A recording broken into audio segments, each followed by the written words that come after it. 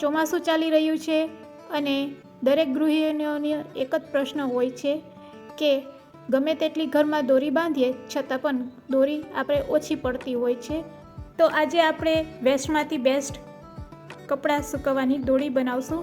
તો તેના માટે આપણે 2 પાઇપની આ પ્રકારના 2 હૂક અને 2 રબર અને 2 દોરીનો ઉપયોગ કરીશું.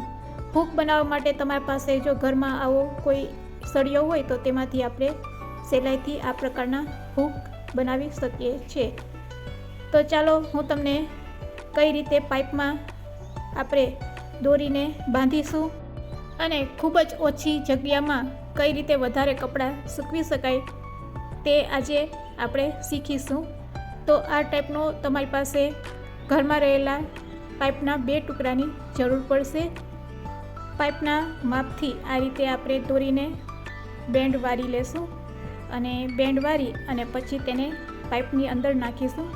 આ રીતે બેન્ડ વારીને પાઇપમાં તમે દોરીને નાખતા જશો અને આ રીતે ધક્કો મારતા જશો તો તે પાઇપમાંથી સહેલાઈથી પસાર થઈ જશે.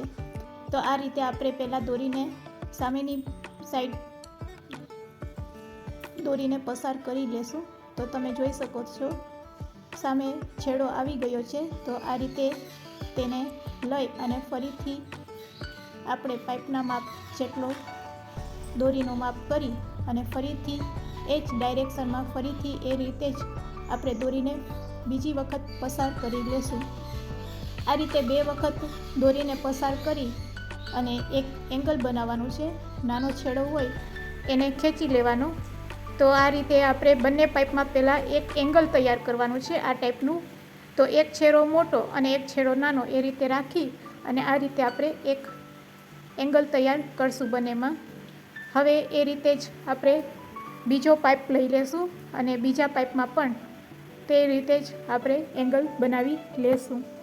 આ રીતે બેન્ડ વારીને પાઇપમાંથી આપણે દોરીને પસાર કરી લેશું. આ રીતે એક છેડો દોરીમાંથી નીકળી જાય એટલે તેને ફરીથી પાઇપના માપ જેટલો બેન્ડ વારી અને ફરીથી તે જ દિશામાંથી આપણે ફરીથી દોરીને પસાર કરશું. તો ફરીથી તમને દેખાડું છું. આ રીતે બેન્ડ વારી લેવાની અને પછી પાઇપમાં જવા દેશું એટલે દોરી છે એ ખૂબ જ સહેલાઈથી પાઇપમાંથી નીકળી જશે. હવે જે છેડો નાનો હોય તેને ખેંચી લેવાનો. આ રીતે તમે ખેંચશો એટલે એક એંગલ બનીને રેડી થશે. તો આ રીતે આપણે બંને પાઇપમાં એંગલ રેડી કરી લીધા છે અને બંને એંગલમાં એક છેડો નાનો અને એક છેડો મોટો એ રીતે આપણે દોરીનો રાખવાનો છે. તો નાના છેડા સાથે મોટો છેડો આપણે બાંધશું અને મોટા છેડા સાથે નાનો છેડો બંને પાઇપના અલગ અલગ છેડાને આપણે નાના સાથે મોટો અને મોટા સાથે નાનો એ રીતે દોરીને બાંધી લેશું. તો અહીંયા જો બીજો પાઇપ છે એની મોટી દોરી છે એને આપણે સામેના પાઇપના નાના છેડા સાથે બાંધી લેશું. તો આ રીતે મોટો છેડો દોરીનો લઈ બીજા પાઇપના નાના છેડા સાથે આ રીતે આપણે ગાંઠ મારી અને દોરીને બાંધી લેશું. તે જ રીતે હવે આપણે બીજી દોરીને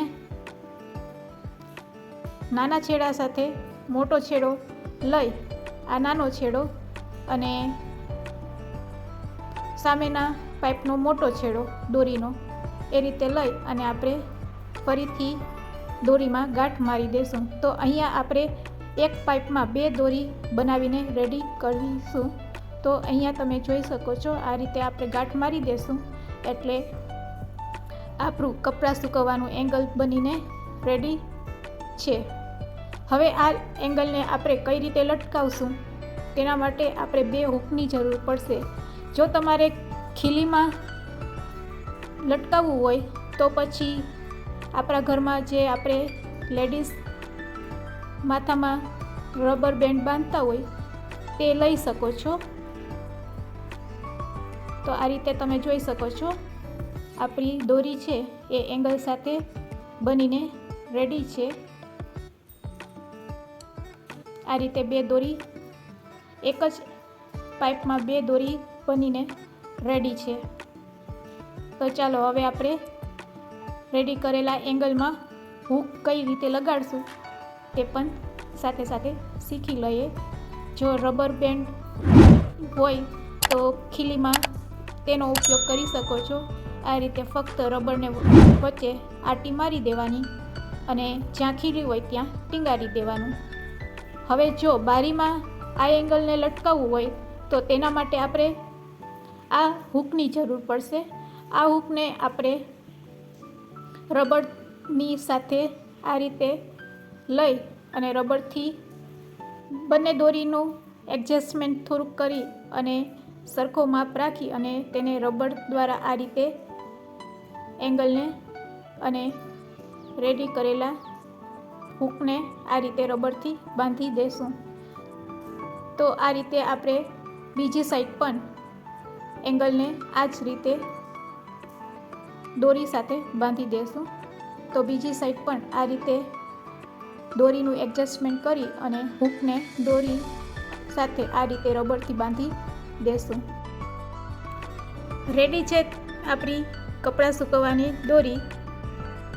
જ્યારે પણ વરસાદી વાતાવરણ હોય ત્યારે તમે ઘરમાં આ દોરીને ખૂબ જ સહેલાઈથી લટકાવી શકો છો. આ રીતે બારીનો ઉપયોગ કરી અને એકસાથે 2 દોરીનો ઉપયોગ કરી શકો છો. ખૂબ જ ઓછી જગ્યામાં ઘણા બધા કપડાં આપણે સૂકવી શકીએ છીએ. વરસાદી વાતાવરણમાં આવી રીતે જો તમે ઘરે દોરી બનાવેલ હશે તો તે ખૂબ જ ઉપયોગ લાગશે. ખૂબ જ ઓછા ખર્ચામાં અને ઘરમાં રહેલી વસ્તુમાંથી આપણે વેસ્ટમાંથી બેસ્ટ વસ્તુ આ બનાવી શકીએ છીએ અને તે પણ વરસાદી વાતાવરણમાં તો ખૂબ જ ઉપયોગી તમને લાગશે. આ રીતે આપણે જ્યારે ઉપયોગ ના હોય ત્યારે તેને પાઇપ સાથે આ દોરીને આ રીતે આપણે વીંટી લેશું અને જ્યારે ફરીથી ઉપયોગ કરવો હોય તો સહેલાઈથી તેને આપણે યુઝ કરી શકીએ છીએ. તો છે ને વરસાદી વાતાવરણમાં ખૂબ જ ઉપયોગી અને તે પણ નાની જગ્યામાં. નાની જગ્યા હોય, ખીલી ના હોય તો આ રીતે તમે 2 પાઇપમાંથી કપડાં સૂકવવાનું એંગલ બનાવી શકો છો.